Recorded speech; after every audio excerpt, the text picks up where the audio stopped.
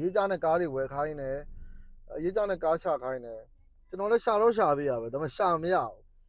ဘူးတချို့ကြောက်လဲဗျာပွင့်လင်းပြောရင်ရေးကြနဲ့မရောင်းညင်ဘူးပေါ့နော်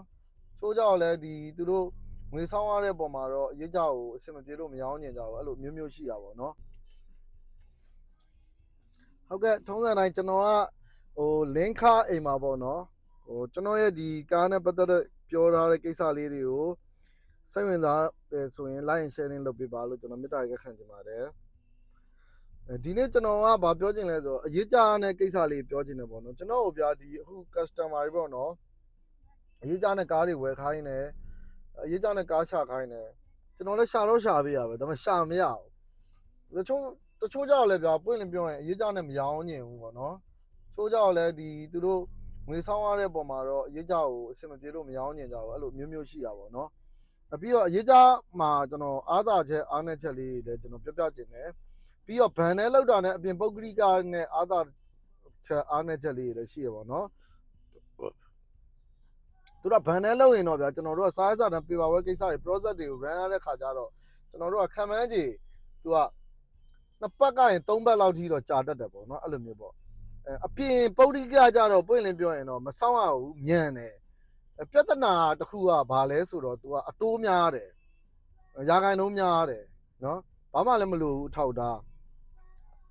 तू ကတရားဟိုပဲ percentage က12သိန်းလောက်ပေးရဟိုအဲ့လိုမျိုးပြူတယ်ပြီးတော့အတိုးကလည်းတချို့ဆို2ကျပ်လောက်ယူတချို့ဆိုသူကတစ်ကျပ်ပြ80လောက်ယူတာပေါ့နော်အဲ့လိုမျိုးတွေယူတာပေါ့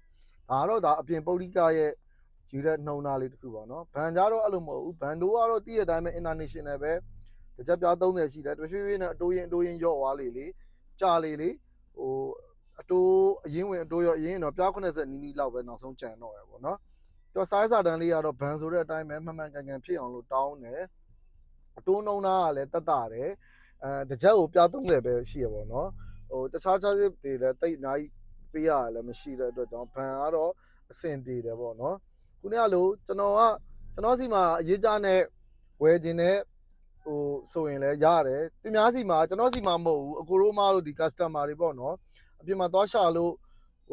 တွေ့လို့ဒီရောင်းတဲ့လူနဲ့ကျွန်တော်လည်းပဲချိတ်ပြီးတော့လှုပ်ချင်တဲ့ဘာညာဆိုရင်လည်း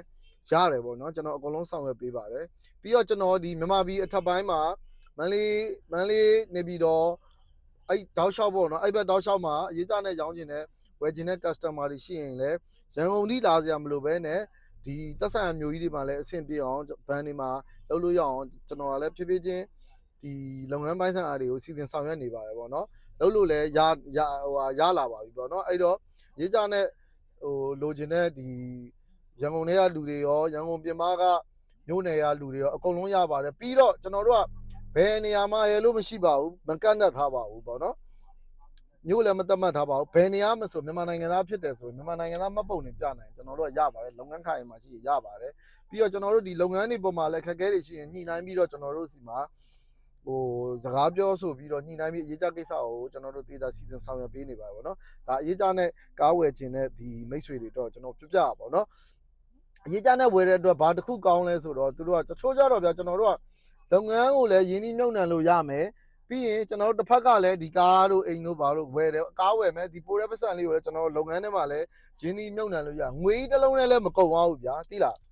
ပေးရလည်းဘန်တို့ဆိုတော့အများကြီးတက်တာတယ်ဒီလိုအားသာချက်လေးတွေလည်းအများကြီးရှိတယ်ဗျာသိလားပြီးတော့အရေးကြတဲ့ရောင်းတဲ့တငယ်ချင်းတွေလည်းငွေတော့စောင့်ရတာမှန်တယ်ဒီတိုင်းနဲ့တပတ်တွင်းလိုက်ကားရောင်းချင်မှလည်းရောင်းရမယ်ဥပမာဈေးမလျှော့တော့ဘူးချို့ဆိုရင် plus 7သိန်းယူရတော့ဘာလို့ရှိတယ်ဗျာစောင့်ရတဲ့ပုံမှာညနာတဲ့ပုံမှာအဲ့လိုလေးပေါ့နော်စားပြအများကြီးတရားဗျာရက်ကြပွားပြင်မဲ့လဲ value လေးပေါ့အကျိုးမြတ်ကတော့အကုန်လုံးရှိပါတယ်သူကလည်းသူတော့အကုန်လုံးအဆင်ပြေကြပါတယ်သိရမှာကျွန်တော်ဒါလေးကိုပြောပြချင်တာပါအဲ့တော့အရေးကြနဲ့ပေါ်ပိုင်းဒီရန်ကုန်ပြည်ကိုကြိုက်သလိုဝယ်ချမ်းဆောင်ရွက်လို့ရအောင်ကျွန်တော်အများကြီးစီစဉ်ဆောင်ရွက်ထားပါတယ်လို့အဲ့ဒါလေးကိုကျွန်တော်ပြောချင်ပါတယ်ဗျကျေးဇူးတင်ပါတယ်ကျွန်တော်ကလင်းခအိမ်ပါပေါ့နော်